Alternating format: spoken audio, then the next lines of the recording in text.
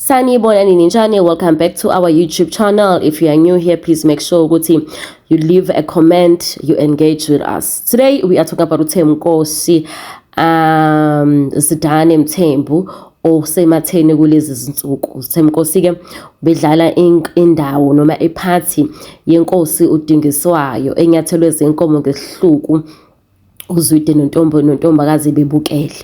Lo mdlalo wenzeka lapha kuthiwa igama lawo iShaka Ilembe, wenzeka lapha kuMzansi Magic.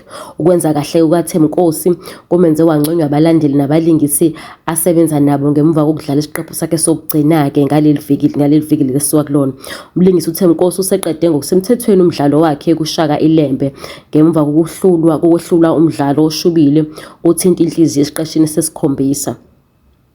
Ubedlala indawo yenkosi uDingiswayo wabulawa ngesihluku lapho inyathelwa khona zinkomo uZwide odlalwa nguWiseman Ngcobo nonini uNtombazi odlalwa nguKhabonini bebukele.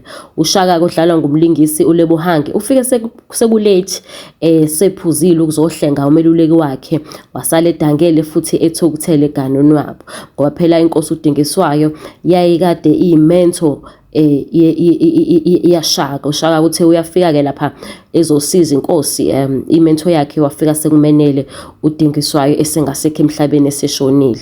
Wenza kahle kaThembiNkosi isizini yonke kumenzela udumo ke ngomfumfu uhlonyeliswe njengomlingisi ohamba phambili emidlalweni kamabonakude kuma South African Film and Television Awards.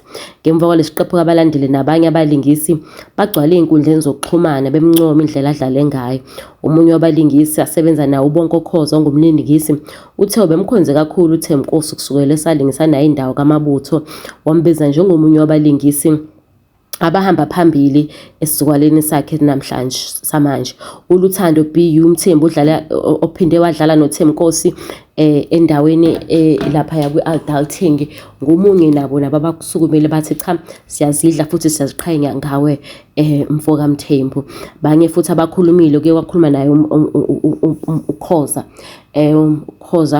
wathi cha ndoda siyazithemba and futhi ke si-happy ngawo ngendlela owenze ngakhona kulomdlalo.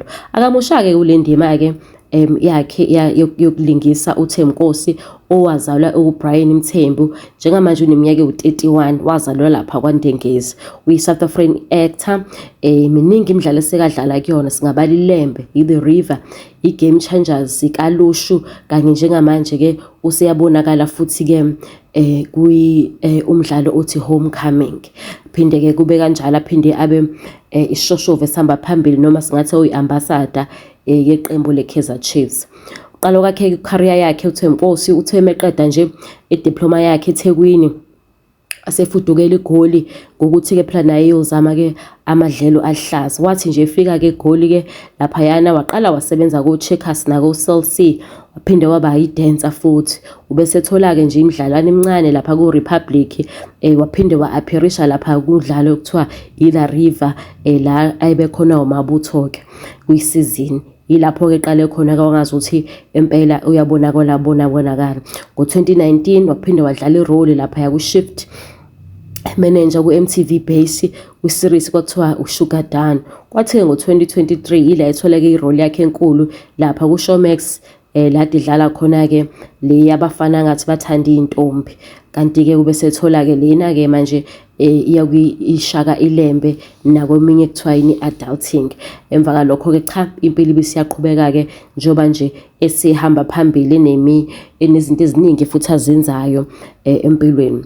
Ngoba sematheni ke uThembiNkosi ke njengoba nje kuthe ngonyaka odlule wabonakala intokazi lapha ku social media zibe ngathi ziyamduba zithi aziyazi lento yini ayenzile. Useshadelwe kushadule intokazi impela sencane anengane nayo engekho kwezi kaqeda isizungu nengazi uThembiNkosi akafuna ukuthi ke ayitshengise lentokazi ke le level esithombeni yeke lona uma wengane zakhe nashade nayo nakuyona bathembise nayo umshado ke. Sisike samhalisela kuThembiNkosi ke njengoba nje irole yakhe le kaDingiswayo ibe sematheni impela ngendlela benze ngakhona bebuke ngazothi iqiniso kanti cha.